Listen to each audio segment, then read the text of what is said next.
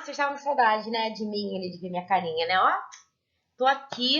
Então, olha só, gente, esse vídeo, como eu tinha falado no último vídeo pra vocês, esse vídeo, ele vai ser referente apenas às correções do livro 1. Então, como o nosso tempo ele ficou um pouquinho curto, né, a gente teve que dar uma corrida com a matéria, então eu decidi fazer esse vídeo, né, relacionado apenas com as correções. Então, com certeza vocês fizeram as atividades, que tem um prazo aí de mais de uma semana, né, exceto a atividade da semana anterior, mas tudo bem, o restante a gente tem atividade da unidade 3, da unidade 4, da unidade 5, da unidade 6, tá bom? E da 7, né? Então, esse vídeo vai ser de correção. Como a gente tem muitas atividades a serem corrigidas, o que eu desenvolvi? Os gabaritos das atividades, né, que são ali de múltipla escolha, eu vou colocar nos slides para vocês. E vou fazer os comentários, né, e vou dar os gabaritos das atividades discursivas. Então, vocês vão reparar que nos slides a gente vai ter ali a página, qual é a atividade, o número da atividade e o gabarito daquela atividade. As discursivas eu vou fazer o comentário com vocês, tá bom? Tranquilo? Então, vamos lá, vamos começar, beleza? Vamos lá, gente. Então, vamos lá, galera. Olha só, eu não vou aparecer, tá? Para poder até facilitar a visualização ali dos gabaritos que estão na tela, tá bom? Então, eu vou fazer a correção das atividades discursivas. Então, abram o livro na página 416, unidade 3. E a primeira atividade discursiva é o seguinte: analise a charge a seguir e responda as questões propostas. Então, a gente vê nessa charge, né, a gente consegue aquele túnel, que me parece um túnel vermelho, na verdade é uma artéria ou uma veia, e a gente tem dois carinhas ali, um carregando, né, um carrinho com LDL e uma areia, né, e o outro carregando ali com HDL. Então, a gente viu lá nos nossos estudos que o LDL é considerado aquele colesterol ruim, né? E o HDL, ele é o colesterol bom. Então, por enquanto que o LDL está se depositando e essa areia seria gordura, o HDL está tentando tirar essa gordura ali das veias, né? Daquele túnelzinho. Primeira pergunta é o seguinte: a charge acima revela uma condição que muitos adultos, crianças e jovens estão enfrentando nos dias atuais, principalmente aí na pandemia, né? Porque ninguém está fazendo exercício. Assistam os exercícios de educação física, hein? Que condição é essa e qual doença pode causar? Então, a resposta é o seguinte, gente. Essa charge, tá? Ela está ressaltando a relação comum desses dois colesteróis que eu comentei com vocês. O LDL, que é o colesterol ruim, e o HDL, que é o colesterol bom. Então, vocês podem botar o seguinte, ó. Quando em excesso no sangue, o colesterol deposita-se na parede interna das artérias, entupindo-as aos poucos, e dificultando a passagem do sangue, a chamada aterosclerose. Beleza? Tranquilo? 2. Observando a charge, porque muitos operários colocam material com o carrinho LDL e o outro retira o material com o carrinho HDL. Então, olha só, o operário que tem um carrinho LDL ali, ele está depositando, tá, gordura nas paredes ali do vaso sanguíneo, né? Por isso que a gente considera colesterol ruim, tá? Já o carinha, o operário que está com o carrinho HDL, ele está retirando o excesso dessa gordura, tá? Das paredes dos vasos sanguíneos, tá bom? Então, o LDL, ele se deposita na parede dos vasos sanguíneos e o HDL, ele retira essa gordura ali dos vasos sanguíneos. Por isso que é sempre bom a gente ter o colesterol HDL, né, em maior quantidade e o LDL em menor quantidade. 3. Sabe-se que o colesterol é fundamental para o organismo do ser humano e dos animais, como importante componente hormonal e estrutural.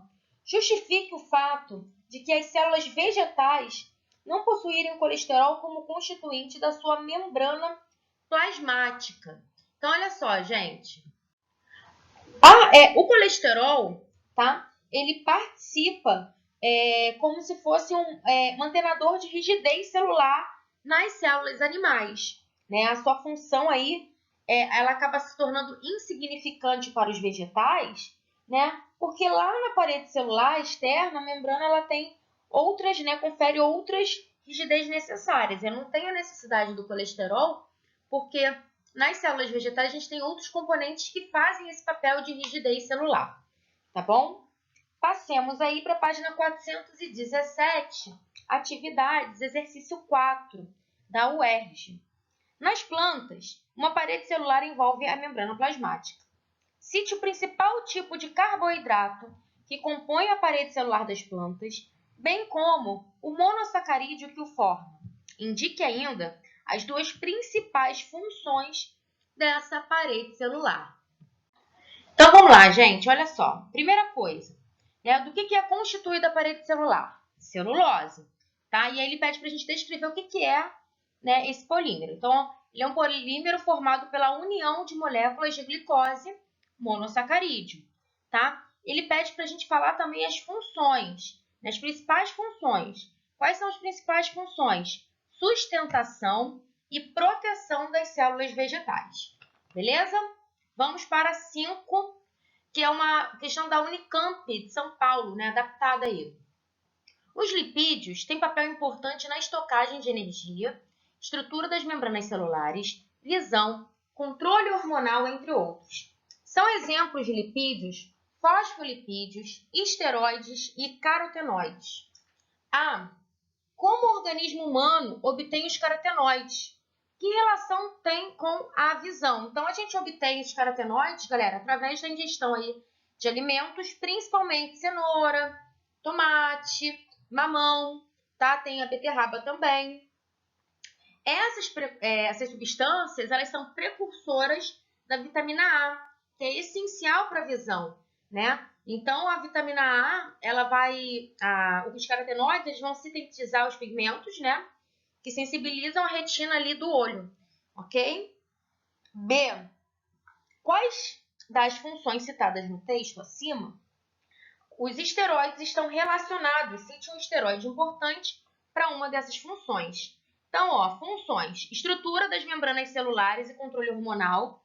E o exemplo, a gente pode usar a testosterona e a progesterona, tá bom? C. Cite um local de estocagem de lipídios em animais e um em plantas. Animais, a gente tem um tecido conjuntivo adiposo, famosa gordurinha ali localizada. E nas plantas a gente tem as sementes, tá bom? Galera, o restante aí da correção dessas unidades estão todas aí no slide para vocês, tá? Então, as questões ali com múltipla escolha estão todas aí no slide para vocês. Vamos passar aqui para a unidade 4. Gente, olha só, a unidade 4 ela é toda múltipla escolha, tá bom? Mas eu vou fazer aqui umas observações numas 2 questões aqui, tá bom, com vocês, beleza? Vamos lá, gente. Então, eu escolhi aqui a questão 431, tá? Da página 431, exercício 2 da PUC. Ela diz o seguinte: na preparação do meio de cultura para células animais, o técnico de um determinado laboratório esqueceu-se de adicionar o suprimento de aminoácidos. Que moléculas terão sua formação imediatamente prejudicada? Então, a gente viu aí, né, nas nossas aulas, que para eu formar proteínas, eu preciso unir o quê? Aminoácidos. Então, a resposta é a D, beleza? Vamos para a próxima aí. Então, vamos lá, gente. A próxima vai ser da página 432, questão 5, tá? O soro antitetânico e a vacina contra o tétano conferem imunidade, respectivamente. Então, olha só, eu falei para vocês que o soro antitetânico ele só vai ser usado como uma forma de quase que emergencial. Então, por mais que você tenha usado, né, você tenha lá se vacinado, né, contra o tétano, se você furar o pé, enfim, né, você tem que ir no posto de saúde tomar o reforço, que seria esse soro antitetânico.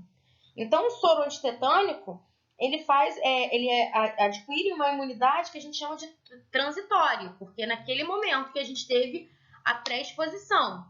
Já a vacina, ela é prolongada, tá bom? Se eu não me engano, ela dura 10 anos a vacina.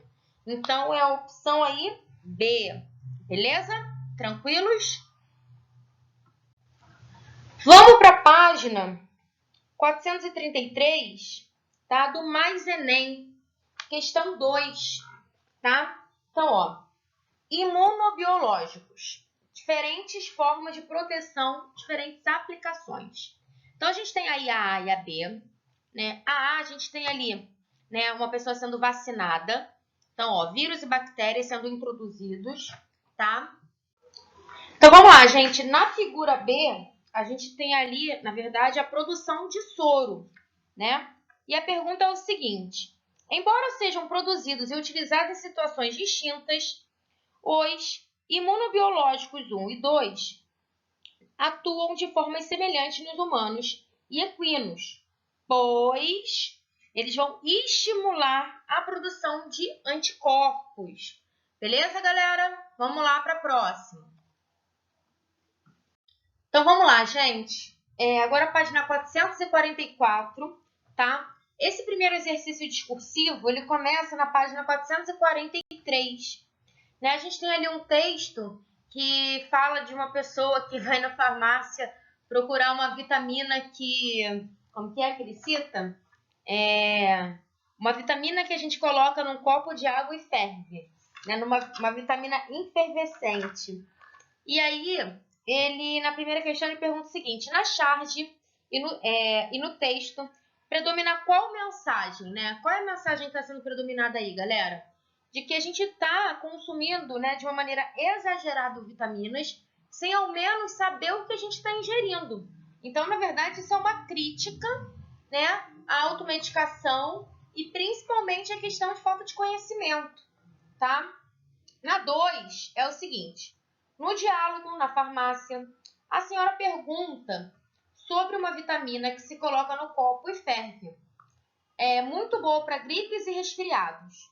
Com base nessas informações, a gente poderia falar qual é o tipo de vitamina, né? E qual a classificação quanto à sua solubilidade. Então, obviamente que a vitamina C, né? E ela é uma vitamina hidrossolúvel, tá? Na 3, fala o seguinte: caso essa senhora continue ingerindo essas vitaminas, ela pode ter uma hipovitaminose ou uma hipervitaminose. Obviamente que é uma hipervitaminose, porque ela vai estar ingerindo em excesso essa vitamina C, né? E 4, se você pudesse dar um conselho a essa senhora, quais alimentos, né, ricos em vitamina C a gente poderia indicar para ela? Então, a gente tem aí laranja, limão, acerola, morango, mamão, manga, caju, próprio alface, brócolis, pimentão, tá? Todas as outras questões múltipla escolha tá aí na tela para vocês. Vamos passar para a página 445, questão 4, que é da UERJ, tá? Então vamos lá, gente. Página 445, 4. Considere uma molécula de DNA sem qualquer mutação e que apresente 16% de bases nitrogenadas de citosina. Determine os percentuais de guanina e de timina encontrados nessa molécula, justificando suas respostas. Então, olha só, vamos lá. Primeira coisa, né, a gente tem ali o pareamento obrigatório, né, dessas bases nitrogenadas, né? E a quantidade de citosina vai ser igual a de guanina. E a quantidade de adenina vai ser igual a de timina. Então, dessa forma aí, a gente tem 16% de citosina, obviamente a gente vai ter 16% de guanina. Somando os dois, dá 32%. Sobra o quê? 68%. Esses 68% vão ser divididos em adenina e timina. Então, logo fica 16% de citosina, 16% de guanina, 34% de adenina e 34% de timina. Foi? Tranquilo? Vamos passar para a questão ainda da página 445, 3. Um problema do estilo de vida nas grandes cidades é que as pessoas cada vez menos tomam banhos de sol. Dentre fatores que podem decorrer desse problema está o aumento da predisposição à osteoporose, que é a descalcificação dos ossos, ou o raquitismo em crianças. Qual é a vitamina cujo precursor é ativado por luz solar envolvida nesses processos? Então, a vitamina é a D, antirraquítica. E a função dessa vitamina, tá? Então, ó, ela absorve, né, a absorção intestinal do cálcio, fixação desse cálcio nos ossos e nos dentes. Ok, galera? Vamos passar para a unidade 6. Então, vamos lá, gente. Página 462, tá? Na atividade discursiva, a gente tem aí um texto, né? Na verdade, é um trecho da sentença, né, condenatória aí de Joaquim José da Silva Xavier, famoso dentista, conhecido popularmente como Tiradentes. Brincadeira, Jaqueline vai me matar de história. Então, é um trechinho aí, e a pergunta é o seguinte. No episódio da Inconfidência Mineira, a corte portuguesa enforcou e esquartejou o Tiradentes. Sua casa foi queimada e o terreno salgado. Explique o que há por trás dessa prática de salgar a terra, tá? Quando a gente adiciona sais, né, em excesso ali no solo, galera, a gente aumenta significativamente o potencial osmótico da terra, desse solo, tá? Essa é a resposta. B. Podemos afirmar que a condição de salgar o solo tornou-o improdutivo e fortemente hipertônico. Nessas condições, o que aconteceria com as células das raízes quanto à absorção de água do meio? Então, olha só, gente. O solo ele fica realmente fortemente hipertônico, né? Em uma relação ali, né, uma solução salina. E aí, com isso, né, a gente tem ali as células das raízes, né? As próprias células vivas mesmo da plantação, elas, além de não conseguirem mais absorver água do solo, elas acabam, na verdade, cedendo essa água por processo de osmose para o meio, né? Impedindo aí o desenvolvimento das plantas, tá bom? C. A célula da raiz, nesse caso, estaria em um meio hipertônico. Nessas condições, ela ficaria túrgida ou plasmolizada, justifique. Então, ela ficaria o quê? Plasmolizada, porque ela estaria o quê? Perdendo água para o meio, né? E o seu citoplasma ele ficaria retraído. Beleza, crianças? Tranquilo? Vamos passar agora para a página 463, do Atividades em Sala, exercício 3. A figura traz uma representação esquemática da membrana plasmática segundo o modelo de mosaico fluido. Explique por que esse modelo é chamado de mosaico fluido. Então, olha só, o modelo, né, para a membrana plasmática é chamado de mosaico fluido porque ele é formado por uma bicamada fosfolipídica, né, onde se deslocam ali livremente diferentes tipos de proteínas, né, por isso mosaicos. B. As setas indicam uma mesma classe de moléculas. Cite duas funções das moléculas indicadas pela seta. Então, ó, as setas elas indicam alguns tipos de proteínas que estão ali imersas nessa bicamada lipídica, né? Algumas delas estão voltadas ali para a face externa da membrana, né, que pode exercer ali função de reconhecimento ou receptoras, tá? E as outras, né, elas complementam ali a espessura da própria membrana e ela tem como função transportadora, tá? De transporte. Tudo bem? Vamos passar para a última, que é a unidade 7. A 7, galera, a gente não tem questão discursiva, então vou fazer aí, né, o comentário de algumas. Então, na página 471, questão 2, a gente tem o seguinte, em sala.